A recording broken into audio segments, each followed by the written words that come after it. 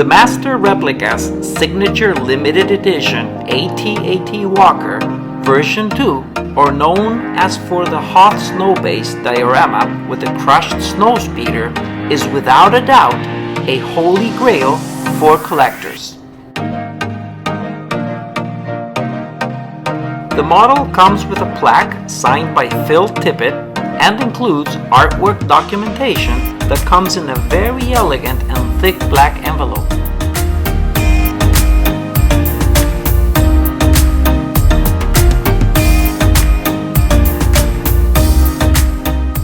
Back in 1979, Phil was one of the animators responsible for realizing one of cinema's most legendary stop-motion sequences, the Hoth battle from The Empire Strikes Back.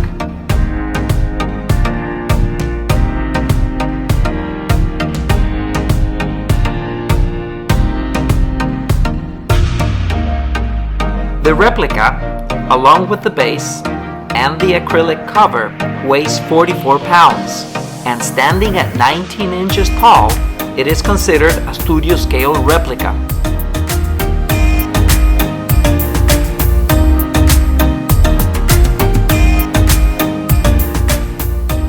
Master Replicas would dwindle down their Star Wars replicas between 2006 and 2008 as their license came closer to expire.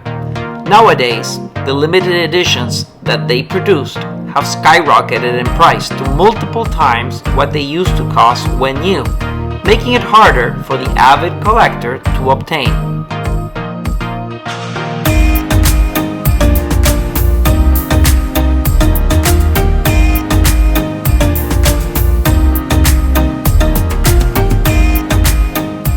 It surely doesn't help that the limited edition sizes are very small.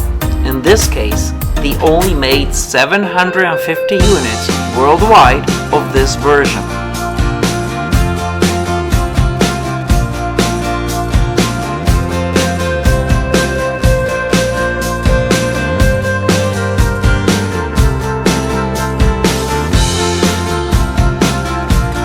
I did talk already about the high costs in the second-hand market for these collectibles in the video of my Master Replicas AT-AT Walker version 1. So if you haven't seen it yet, I strongly suggest you check it out later.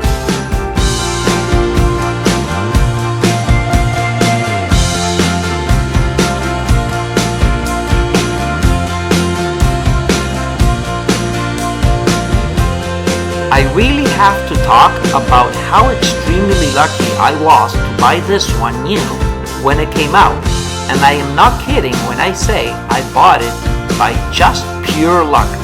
Let me tell you the story.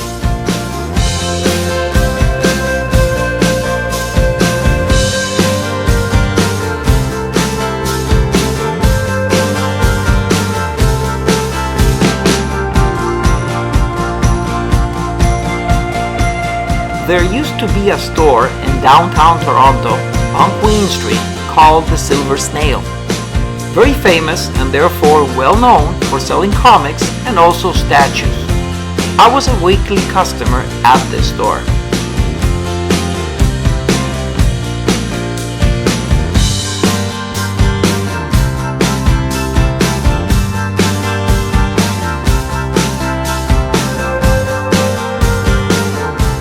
It very quickly became my routine to drop by and check out what had just arrived.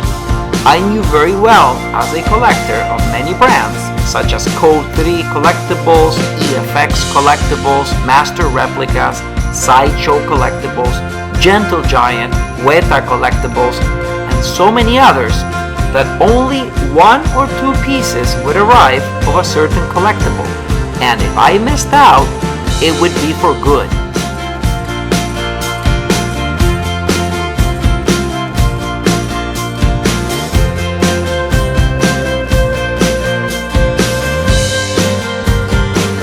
So somewhere in between the years of 2004 and 2006, I really can't remember the exact date and would have to look up at my receipt, I walked into the store, did my walk through the ground level, and then made my way up to the second floor.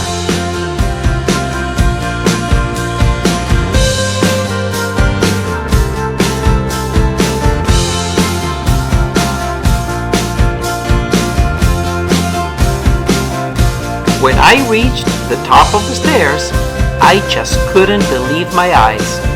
The owner of the store, his name was Ron, was opening a Master Replicas Signature Edition AT-AT Walker box.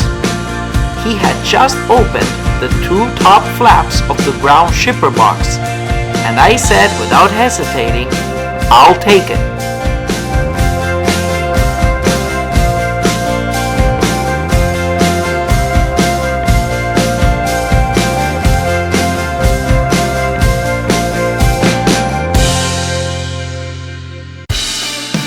Then I said to myself, I better ask how much. I don't even know the price. I had a rough idea, but I didn't know how much it would cost. The "I'll take it" came just out of my mouth from pure disbelief and before I could even think about money.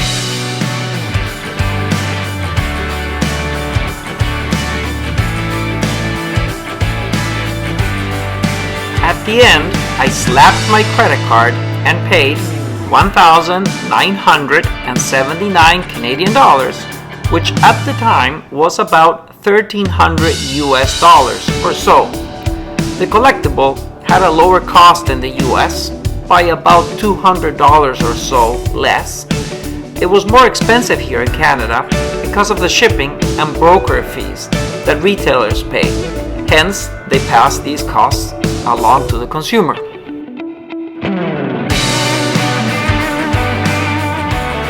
Nonetheless, I left the store as a very happy camper, and nowadays I am so glad that I seized that opportunity, because otherwise I would be paying many times more the price of new in the second-hand market.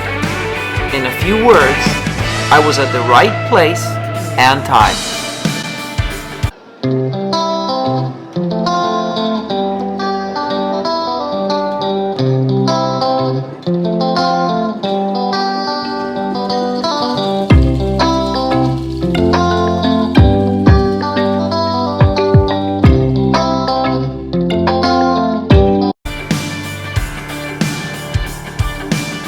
While this replica has a lesser of a dynamic pulse than version 1, this is very well compensated by the beautiful Hoth diorama base with the crashed snowspeeder. I also must say that I am so glad that Master Replicas made only 2 versions of the AT-AT walkers, or I would be in a lot of trouble should they have made all 5 from the Battle of Hoth.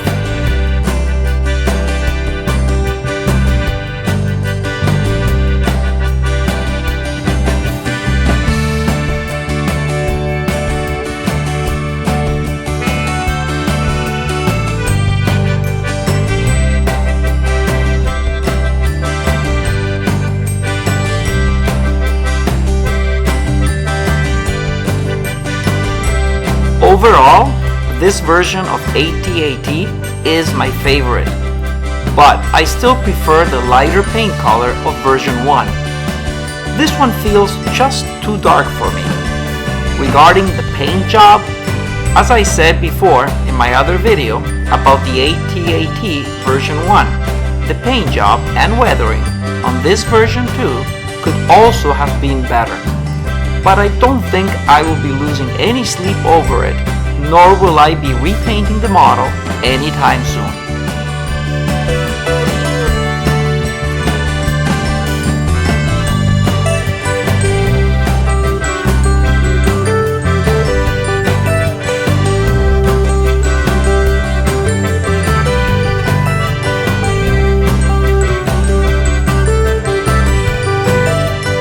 I wish you all the best of luck in your collecting adventures, and stay tuned for my next collectible.